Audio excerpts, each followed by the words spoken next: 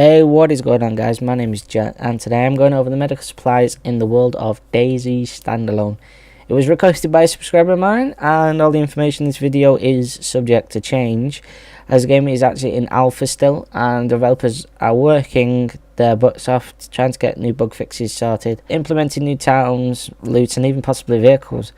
So I'll be telling you what various different medical supplies you can find in the vast expanse we're known as Shanaris, and what they do and what the effects they give off. So without further ado, let's begin, shall we? So let's start in alphabetical order. The first item on the list is alcohol tincture, which has two main uses. Number one, ingesting it yourself or force feeding it to someone you have managed to handcuff as part of a horrible torture. Or two, treating your wounds. When you ingest it yourself or force feed it to someone, you or your victim will contract food poisoning. You get 75% in light food poisoning and you get 20% in medium food poisoning. It's advisable not to do this and just avoid it, but if you accidentally do it to yourself, then don't forget to have charcoal tablets on standby. When treating your wounds, you get messages in the sidebar like "my wounds are itchy" or "my wounds are infected", but since infections are disabled in the alpha stage, it cures nothing. Aside from that, it normally skips to the last stage, which will come up with a message saying "my wounds are all clean", showing that you never had an infection in the first place. As for the update though, it no longer skips to the last stage anymore and is rather useless at this present alpha stage. My verdict, non-essential. The next item on the list is antibiotics. This has one main use, which is healing any infections you get, but since infections are disabled in the alpha stages, there is no need to be carrying these around with you. My verdict, non-essential. Now we come to the B section of the list, and to start off, the item is bandages. There are three types of bandages you can get throughout the world of DayZ Standalone, and these are green packs, bandage rolls, and rags. Green packs are only one use and they're sterile if you find one. These are good because they are sterile, but the downside is that they're only one use, so they're highly advisable not to keep them. Bandage rolls are 4 uses and they're sterile if you find the medical kit. These are best as you can get 4 bandages that are sterile that will help any bleeding, but also most veteran wasteland medics tend to carry these around. And rags are 6 uses and they're not sterile, but because we are still in the alpha stages of the game, you cannot catch infections, so these are great alternatives if you cannot find any medical kits around. My verdict, keep only bandage rolls and rags. The next item is blood bag IVs, testing kits, saline IVs, and IV starter kits. There is a lot to cover in this, so sit tight and possibly make some notes. So let's start with the blood bag first. Blood bags are a good way to help someone's blood levels back if they have lost a lot of blood and are drifting in and out of consciousness. They restore 1000 blood. They also need a testing kit to determine the blood inside the blood bag, as it is risky if the blood is unknown, and you also get an extra blood boost if you use them. It is advisable to use these if you know what you're doing and also have a wasteland medical certificate. Veterans only, basically.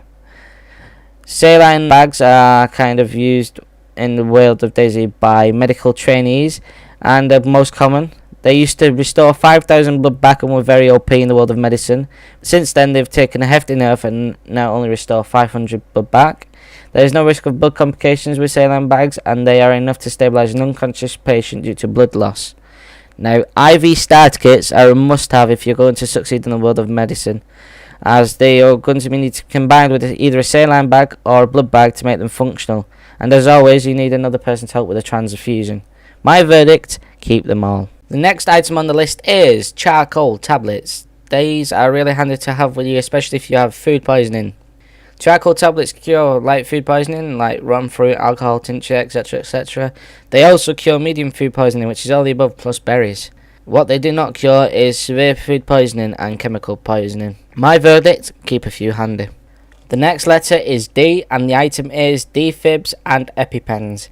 Defibs are not functional and cannot revive a dead person, even though the update says they work normally. Take no chances with reviving dead people, as I think it's still broken. Somebody will have to double check it though.